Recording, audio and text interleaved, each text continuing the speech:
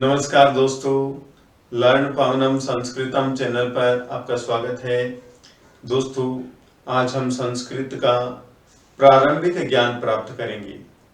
जिनको सामान्य जानकारी भी नहीं है वे बहुत ही अच्छे नंबर स्कोर कर सकते हैं।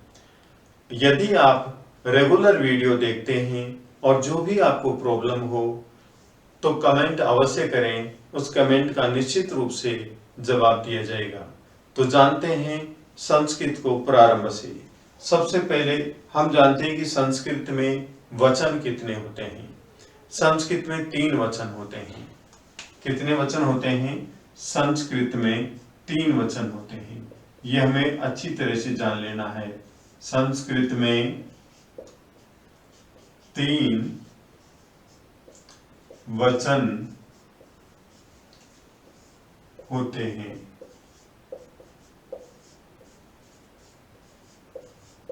संस्कृत में 3 वचन होते हैं।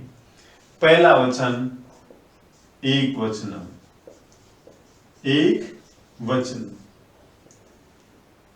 नंबर 2 द्विवचनम, द्विवचनम। और नंबर 3 बहुवचनम, बहुवचन। एक वचन को इंग्लिश में सिंगुलर नंबर बोलते हैं। एक वचन को इंग्लिश में सिंगुलर नंबर बोलते हैं। द्विवचन को इंग्लिश में डुअल नंबर बोलते हैं और बहुवचन को इंग्लिश में प्लूरल नंबर बोलते हैं। ठीक है, लेकिन हिंदी और इंग्लिश में एक वचन तथा बहुवचन ही होते हैं। संस्कृत में एक वचन, द्विवचन तथा बहुवचन तीनों होते हैं। अब एक वचन किसे कहते हैं? एक, किसी एक वस्तु व्यक्ति का ज्ञान कराने वाले शब्द को एक वचन कहते हैं। जैसे एक पेन, एक डस्टर, एक मनुष्य, एक घर, एक आम। इस प्रकार से किसी एक वस्तु, एक व्यक्ति का ज्ञान कराने वाले जो भी शब्द होते हैं उनको एक वचन कहते हैं।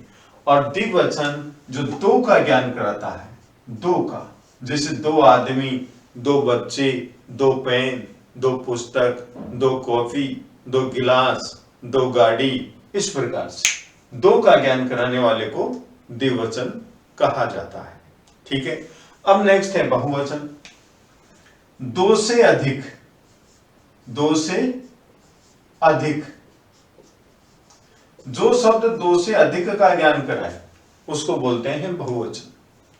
2 से अधिक का ज्ञान कराने वाले शब्दों को क्या बोलते हैं? बहुवचन बोलते हैं। एक बार फिर जानेंगे। एक वचन मीन्स सिंगुलर नंबर, जिससे एक वस्तु या व्यक्ति का ज्ञान होता है उसको एक वचन कहते हैं। जैसे एक पेन, एक पुस्तक, एक गाय, एक बैल, एक खरगोश, एक हाथी। इस प्रकार से द्विवचन, द्विवचन कहते हैं जो शब्द 2 का ज्ञान कराता है उसको द्विवचन कहते हैं। 2 का ज्ञान मीन्स 2 बच्चे, 2 आदमी, 2 गाय, 2 हाथी, 2 घोड़े, 2 पेन, 2 कॉपी, 2 किताब, 2 नोटबुक। इस प्रकार से 2 पेन, 2 कलम। तो 2 का ज्ञान कराने वाले शब्द द्विवचन कहलाते हैं। और बहुवचन 2 से अधिक का ज्ञान कराने वाले शब्द बहुवचन कहलाते हैं। जैसे एक वचन हुआ गाड़ी, द्विवचन के लिए लिखेंगे हम 2 गाड़ी, और बहुवचन के लिए क्या लिखेंगे? गाड़ियां, गाड़ियां। जैसे नदी से नदियां, कॉपी से कॉपियां, किताब से किताबें, गाय से गायें। हैं? तो बहुवचन का ज्ञान करना है, 2 से अधिक का ज्ञान कराने वाले शब्द को क्या बोलते हैं? बहुवचन बोलते हैं। तो समझ गए होंगे, एक वचन 1 का ज्ञान कराने वाला, द्विवचन 2 का ज्ञान कराने वाला, और 2 से अधिक का ज्ञान कराने वाले शब्दों को बहुवचन कहा जाता है। तो इस प्रकार संस्कृत में 3 वचन होते हैं। एक वचन, द्विवचन तथा बहुवचन। आगे देखिए, अब नेक्स्ट है संस्कृत में 3 पुरुष होते हैं। 3 पुरुष होते हैं, इसके विषय में हमें बहुत अच्छी तरह से जानना है। संस्कृत में 3 पुरुष होते हैं। संस्कृत में 3 पुरुष होते हैं, ठीक है। यहां पर लिख रहा हूं मैं, जैसे पहला लिख दिया मैंने उत्तम पुरुष, यहां पर लिखा मैंने मध्यम पुरुष, और यहां पर लिखा प्रथम पुरुष। उल्टा सीधा किसी भी प्रकार से हम याद करें, क्योंकि जो संस्कृत है वो वैज्ञानिक भाषा है, इसको साइंटिफिक लैंग्वेज बोलते हैं। किसी भी प्रकार से हम संस्कृत के शब्दों का अर्थ निकालते हैं या स्पष्ट करते हैं तो शुद्ध होता है। देखिए, अब जानते हैं उत्तम पुरुष। उत्तम पुरुष इंग्लिश में आई और वी होता है, लेकिन संस्कृत में उत्तम पुरुष देखिए, सबसे पहला शब्द क्या? अहम। दूसरा शब्द आवाम, और तीसरा शब्द वयम। बहुत ही अच्छी तरह से जानना। अहम का मतलब क्या होता है? मैं।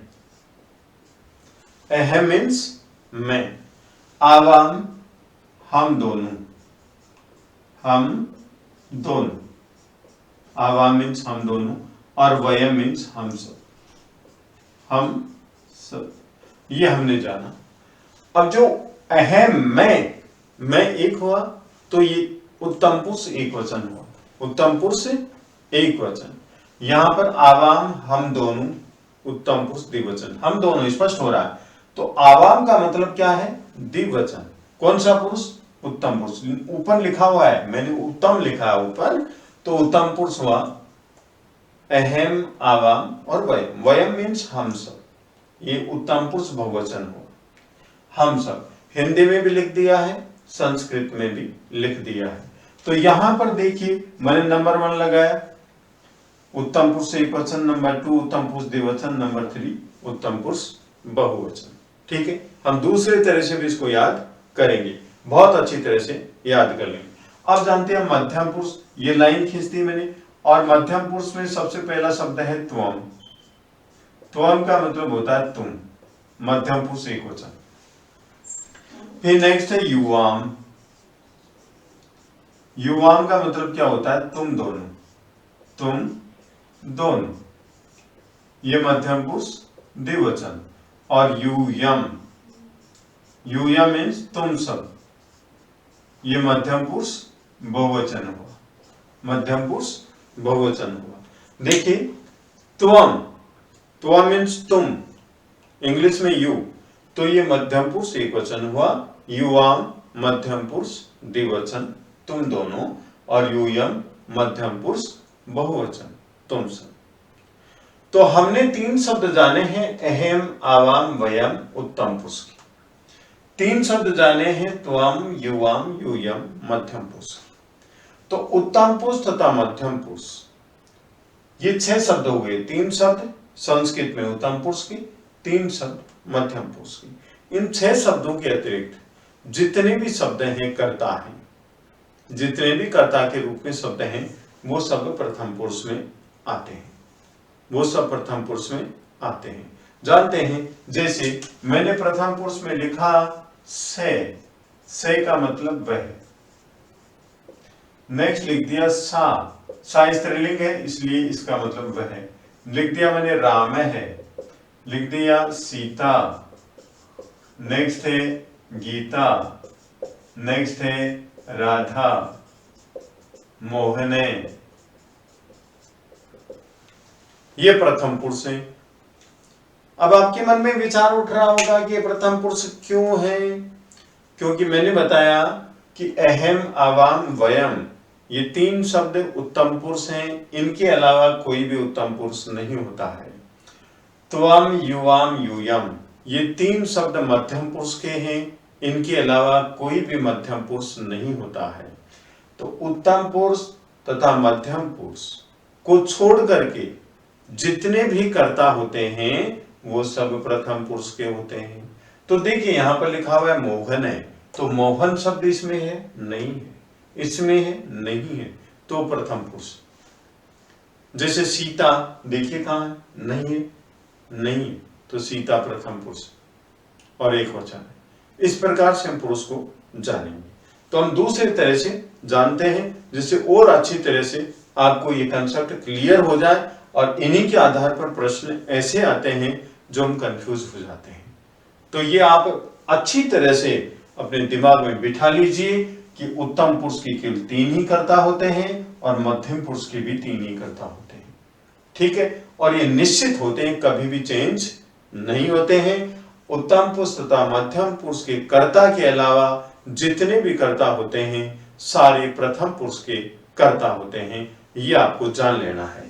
अब देखिए, इतना आपको समझ लिया, मैं परिभाषा और लिख देता हूं। परिभाषा किसकी? प्रथम पुरुष की। उत्तम पुरुष तथा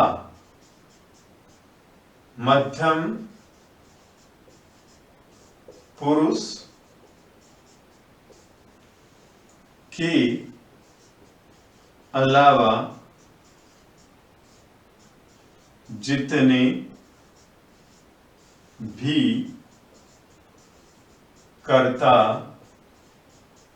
भी कर्ता होते हैं वे सब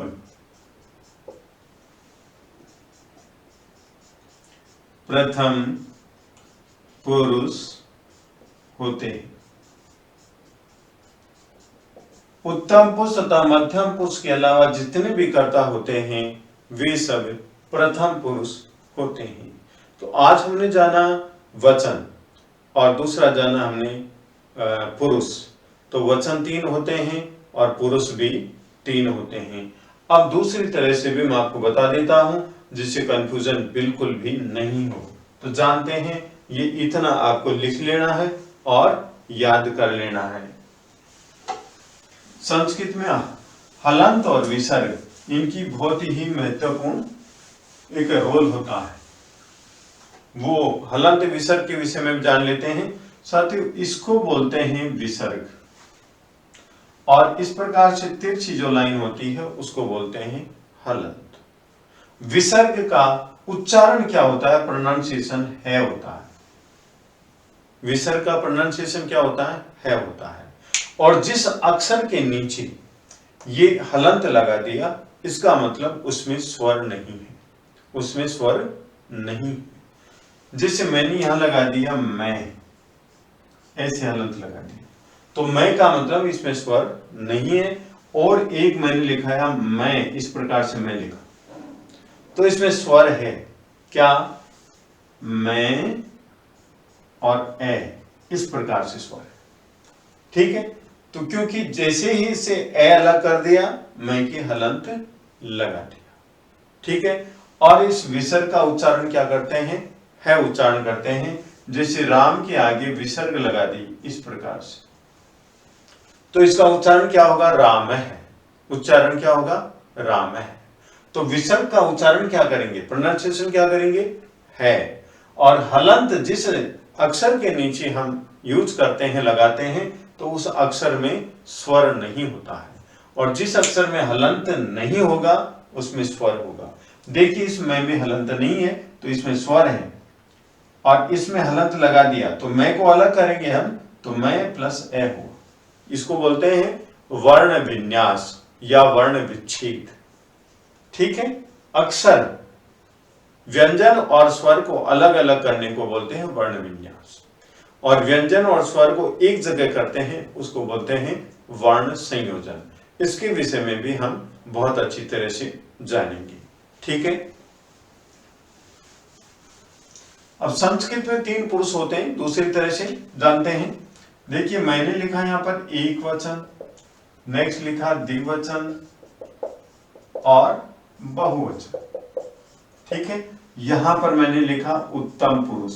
क्या लिखा? उत्तम पुरुष लिख दिया। अब उत्तम पुरुष के एक वचन का शब्द कौन सा लिखा था? अहम। द्विवचन का शब्द क्या था? आवाम। और बहुवचन का शब्द क्या था? वय। इनकी हिंदी मैंने पहले लिख दी थी। अहम मीन्स मैं, आवाम हम दोनों, वयम हम सब। अब नेक्स्ट देखते हैं मध्यम पुरुष। मध्यम पुरुष का एक वचन का कर्ता क्या? त्वम। द्विवचन का कर्ता युवाम और बहुवचन का कर्ता यूयम। ठीक है। अब नेक्स्ट है प्रथम पुरुष। प्रथम पुरुष, प्रथम पुरुष में क्या है? प्रथम पुरुष में उपरोक्त लिखेंगे हम। उपरोक्त जैसे मैंने पहले भी परिभाषा लिखी, उपरोक्त उत्तम पुरुष, उत्तम पुरुष तथा मध्यम पुरुष के कर्ताओं के अलावा सभी कर्ता प्रथम पुरुष होते हैं। प्रथम पुरुष होते हैं। ये जैसा पहले मैंने डेफिनेशन लिखी है किसकी? इन पुरुष की, वही डेफिनेशन यहां पर लिखी है। ये दूसरी तरह से आपको अच्छी तरह से समझने के लिए कि एक वचन के नीचे एक वचन, द्विवचन के नीचे द्विवचन और बहुवचन के नीचे बहुवचन, डेफिनेशन वही है, सेम है। बस आपको समझना है कि उत्तम पुरुष के तीन कर्ता होते हैं, अहम, आवाम, वयम। मध्यम पुरुष के तीन कर्ता होते हैं, त्वम, युवाम, यूयम। कल हम इनके आधार पर प्रश्न और उत्तर जानेंगे कि कौन सा मध्यम पुरुष है, कौन सा उत्तम पुरुष है, कौन सा प्रथम पुरुष है। केवल आपको याद क्या करने हैं? ये 6 शब्द याद करने हैं। अहम, आवाम, वयम ये उत्तम पुरुष के कर्ता हैं। त्वम, युवाम, यूयम ये मध्यम पुरुष के कर्ता हैं। और इनके अलावा जितने भी कर्ता हैं वो सब प्रथम पुरुष के कर्ता हैं।